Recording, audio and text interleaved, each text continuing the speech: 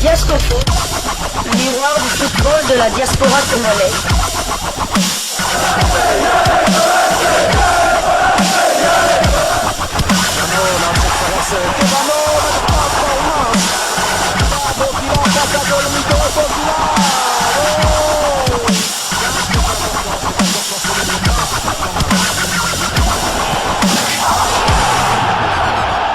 Diasco Foot, le miroir du football de la diaspora congolaise. Vous êtes sur Diasco Foot, le miroir du football de la diaspora congolaise. Diasco Foot vous dit bonjour, tout le plaisir est pour nous de vous retrouver, mais surtout de savoir que vous êtes nombreux en train de suivre votre chaîne YouTube dédiée uniquement aux footballeurs de la diaspora congolaise. C'est l'heure de partager avec vous quelques news que nous avons pu récolter pour vous, des news concernant la tanière de léopard de la République démocratique du Congo, et cela dans le cadre de cette première livraison sportive de ce jeudi 4 avril 2024, une livraison qui va parler d'un international congolais qui fait son retour. Une autre bonne nouvelle, nous vous parlions de Chancel Mbemba Mangulu, dont le premier verdict avait été publié. Il ne s'agissait que d'une contusion du genou gauche, et notre demi-dieu, l'homme du boulot Palais Boulot, va nous revenir plutôt vite. Il va manquer le prochain match de son équipe. Ce sera ce déplacement du côté du LOSC, du côté de Lille, mais il sera probablement là lors du match de l'Europa League du côté de Benfica au Portugal. Et là, c'est de Cédric Bakambu, le Bakagol national, dont nous allons parler. Bakambu de retour, le Betis Séville en difficulté, et Sébastien de Sabre se réjouissent. L'international congolais Cédric Bakambu est de retour à l'entraînement collectif avec son club de Betis Séville.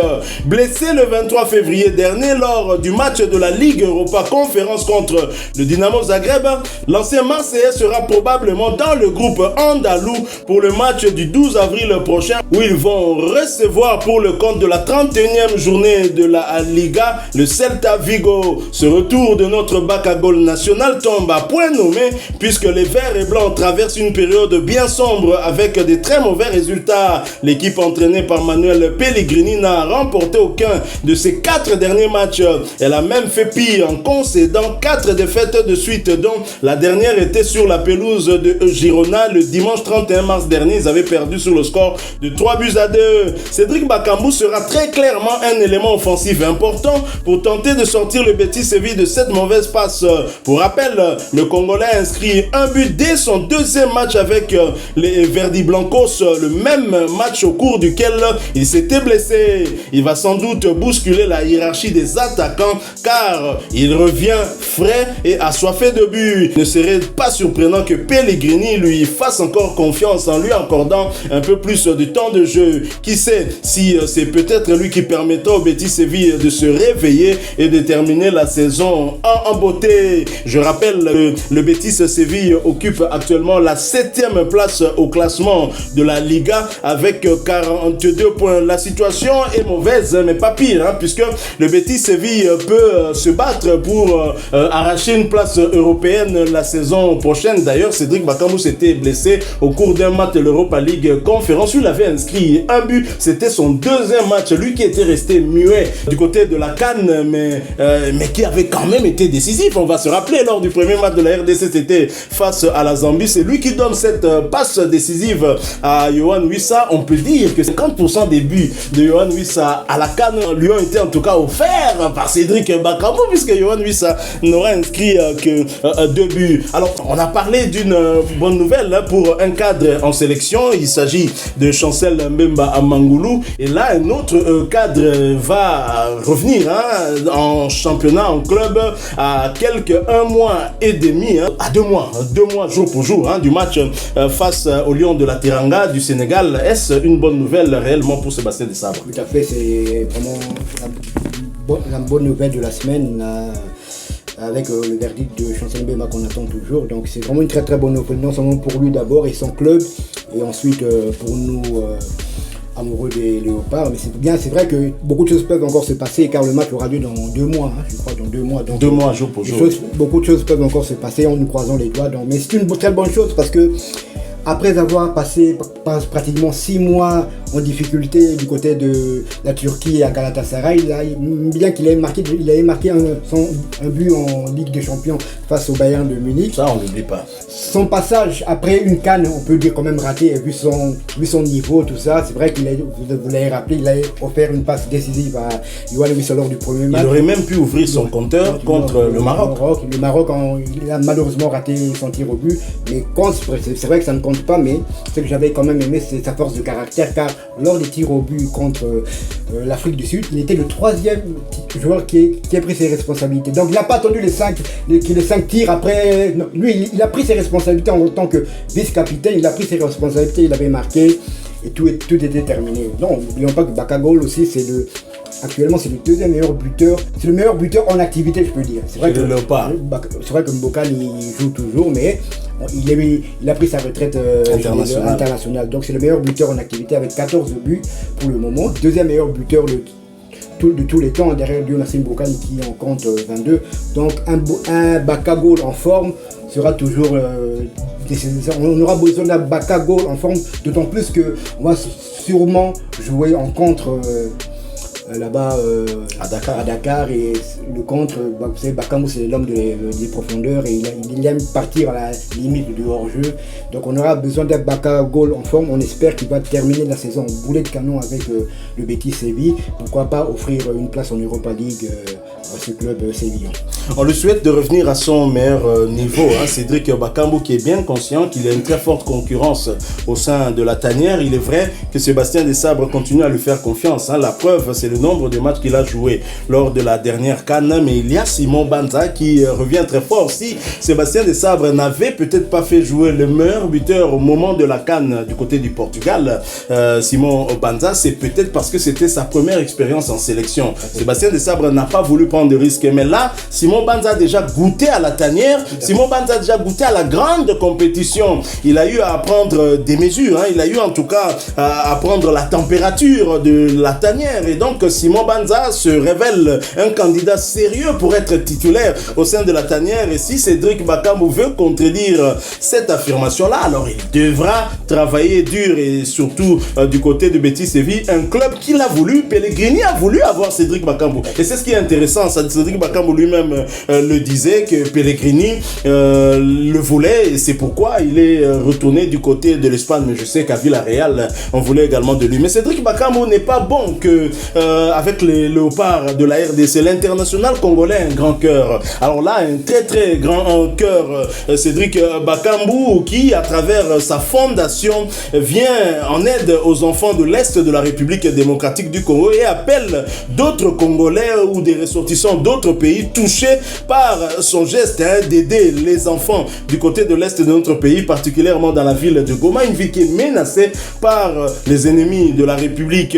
Et Cédric Bakambu, bien évidemment, avait eu à faire une publication le 22 mars dernier, une publication que j'ai personnellement suivie et j'ai tenu à ce que nous puissions relayer cette information-là parce qu'à chaque fois que nous faisons nos sujets ici, nous continuons à rappeler en tout cas aux Congolais que l'Est de la République existe et qu'on ne doit pas oublier que nos frères qui sont de ce côté-là, en tout cas, passent des moments difficiles. L'Est qui est en proie, en tout cas, à cette guerre injuste nous imposée par les ennemis de la République démocratique du Congo. Alors, je l'ai dit, dans une publication du 22 mars dernier sur sa page Facebook, Cédric Bakambu dit ceci. La fondation Cédric Bakambu a mis en place une distribution alimentaire, la bouillie, à destination des enfants des camps des déplacés à Goma.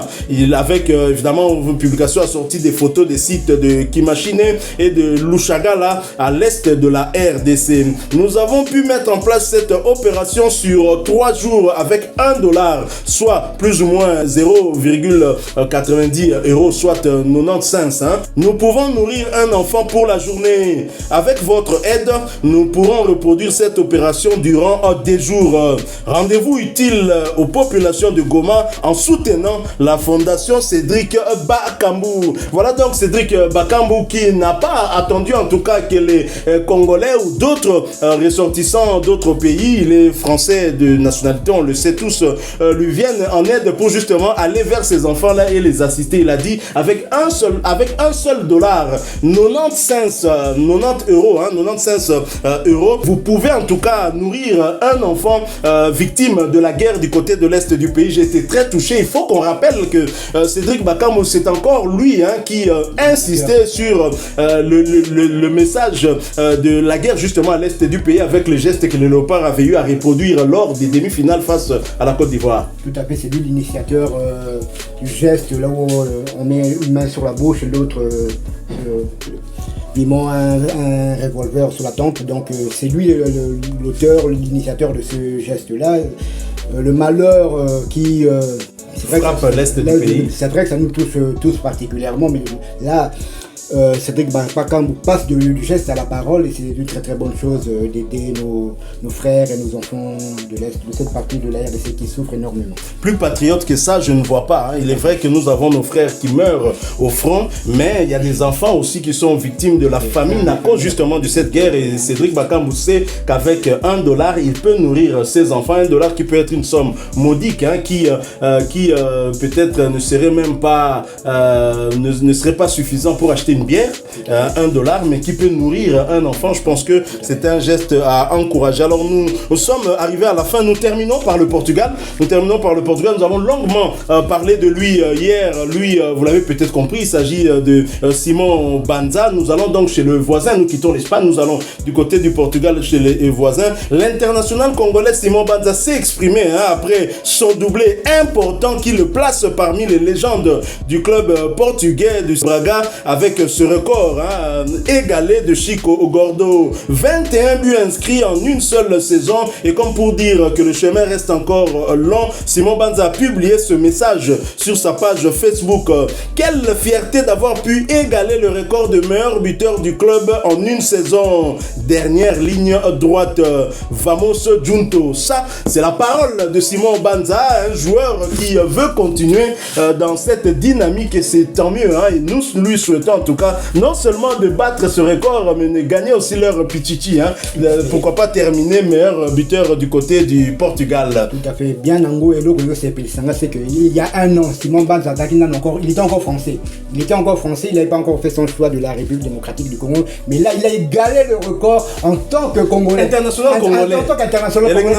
Ouais, Betaï Khan, peut-être que s'il n'avait pas la canne, il serait peut-être le meilleur buteur il aurait peut-être déjà battu ce record parce qu'il a manqué, à cause de la canne, il a manqué 2 ou 3 matchs du championnat. Donc il aurait peut-être été déjà le meilleur buteur du championnat et meilleur buteur de Braga en une seule saison. Donc, est-ce que l'action du but qui amène le but de Maswaku contre la Guinée, ce n'était pas encore une faute sur lui? Oui, c'était une faute sur lui là. Donc c'est vraiment c'est Pesanga Yango, donc un Congolais qui rentre dans l'histoire d'un club, d'un championnat, un grand championnat européen. Donc ça fait vraiment plaisir et j'espère vraiment que de tout cœur que samedi ou dimanche on va servir le champagne pour Côte définitivement en tant que seul joueur dans l'histoire. Il faut dire que ce record est un record qui date de 78, la saison 77-78. Donc c'est pareil. Ils sont passés, ils sont nombreux les attaquants qui sont passés à Braga, mais Batiate, 21 buts à la télé. Bravo à Simon Banza. Comme je le disais déjà encore avant, il faut remonter à Chabani Nonda pour trouver un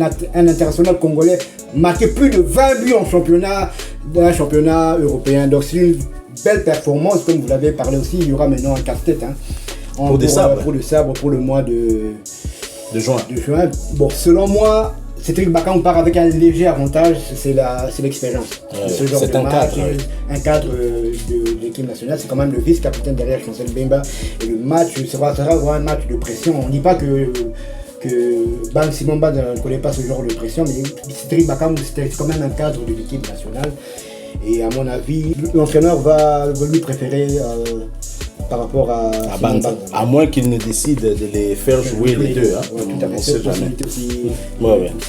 Voilà. Alors nous arrivons à la fin. Hein. Merci d'avoir été très nombreux à nous suivre. Si vous avez aimé ce sujet, laissez-nous un maximum de j'aime.